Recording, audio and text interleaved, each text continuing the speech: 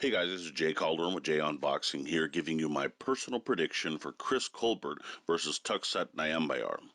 Now remember, this is just my take, of course. Yours can be left down in the comments. I'd love to hear them all. A little fight info here. We got Colbert versus Nyambayer, which is a non-title bout at junior lightweight. So we have this going on at 130 pounds. It's at the Dignity Health Sports Park in CARSON, California. Worst name ever. This will be taking place on Saturday, and of course, Showtime will be airing the fight for the U.S.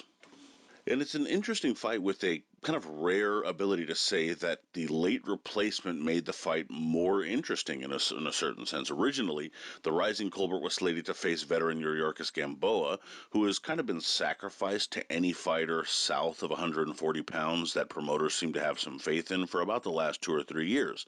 Instead, he pulls out, and now we get a younger, hungrier, well-schooled sub in the aforementioned Nyambayar. So you get, to me, an overall better fight that has a lot more of a compelling nature to it, in my personal opinion. But without much further hassle or ado here, let's get into breaking this one down a bit. So for Colbert to win, I think he needs to win the battle of the jabs first. Colbert is a guy that likes to dictate the pace and control distance in the ring. That means working the jab. He has a solid one and typically throws it correctly, so making Nyambayer have to try to work to get around that shot is going to give Colbert a good start. Double it up, triple it up, change the pace and the power on it. Just keep it steady and consistent as the fight wears on, and the rest of your shots will open up as the rounds progress. I would also say that the opening rounds may be key for Colbert. Nyambayar doesn't seem to be the heaviest-handed fighter ever, but he does seem to be the harder hitter out of the pair of these fighters. Therefore, a good rule of thumb, when you'll be playing more the role of a kind of boxer as opposed to the puncher in a fight, is building up an early lead.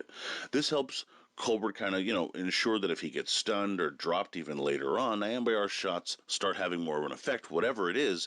Later on, Colbert has a chance to kind of rely upon the lead that he might have, built up. This could even work for his benefit if Colbert happens to get tired from just boxing and moving all night.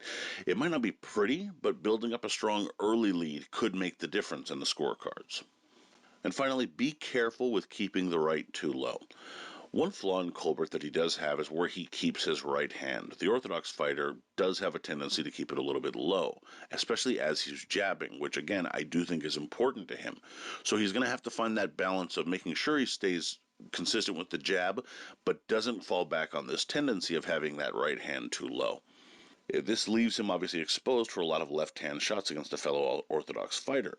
And Nyambayar has a decent left hand. Colbert needs to be mindful of that and look to keep that in mind as he, progresses in this fight. He needs to make sure that he's, protecting himself in other ways. Yes, use some head movements, some shoulder rolls, but ultimately keep that hand a little bit higher up and just make sure that you're being defensive-minded when you need to. And in this particular fight, perhaps a little bit more than in others. Now, switching over to Nyambayar, I think he needs to step in with the jab. He might not win the battle of jabs necessarily, but he can't avoid throwing it. He needs to throw. Colbert has the reach advantage, so what I would suggest for Nyambayar is that he needs to step in with his and make his an issue more of timing and how well you place it versus an issue of space or pace, because again, Colbert has the faster hands.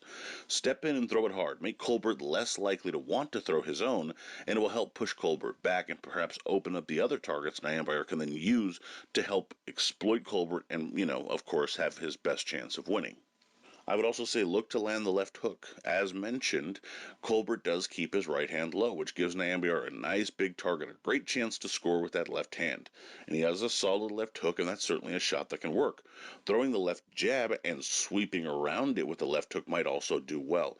The jab will get Colbert to hold his hand in an even worse spot if he brings it low and forward, and it'll leave him wide open for that tricky left. He shouldn't overdo it, but the left hand could be the money punch for Nyambayar. And finally, be prepared to get rough when it's needed. Ultimately, many expect the American Colbert to have just a little too much skill and ultimately come out victorious. Obviously, Nyambayar may, look to try and change this, and he'll be using stiff jabs, the left hand, and solid fundamentals to try and change this. However, that may not work. That's why Nyambayar must have a willingness to make it a dogfight late if he's falling behind. He is the puncher of the two if there is one. He might seem the most likely to fall behind as a result because he might rely on on that power. He's not going to get the benefit of the judges. So he needs to make this ugly. Dig deep, rough his man up, punch him, push him back, forearms, whatever you need to do. Just make sure the fight is ugly enough if it needs to be, so that at least you're putting yourself in a position to have a shot at earning a victory. In terms of my pick, while this fight might get tough and ultimately a little bit rougher and harder than Colbert might expect, I do see Chris winning this contest. Early, I see him adding rounds to the bank and getting himself a nice early lead. And while Nyambayar gets going, he might even put Colbert in a bit of a troubled situation, perhaps stun him, perhaps, just win a few of those rounds and make it a little closer and competitive. Ultimately, I see Colbert will use that jab, right uppercut at times, and even some holding and different things to try and weather that storm enough and win a close but reasonable unanimous decision. So Colbert by UD. Betting odds are about the same in terms of their viewpoint here, with Colbert at a minus 500 and Nyambayer at a plus 525. Again, if you see a small upset here, those aren't terrible odds by any means. It's just not something that I see in the cards. Really here, to be honest, it's a tricky late replacement because it is a better one, but it's not quite close enough to me to really want to say I'm going to put any money on either guy in this situation. It's just not a lot of great action here for me. Prediction record going into the weekend here, I got 20 wins, 6 losses, 2 that were even, of course, with 8 exact predictions. So let me know what you guys think, though. How have you guys been running, and what do you think of this fight? Do you like the replacement? What do you think of Nyambayar's chances? What do you think of Chris Colbert as a prospect in general? Go ahead and give me your predictions, your bets, so on and so forth. I'd love to hear that. Please be sure to like, comment, share, subscribe, and follow at jcalderon_JOB. You can email me at jonboxing@gmail.com. I'd love to hear from you there. Also, be sure to check out jonboxing.com for schedule, results, betting odds, rankings, and more. And as always, until next time.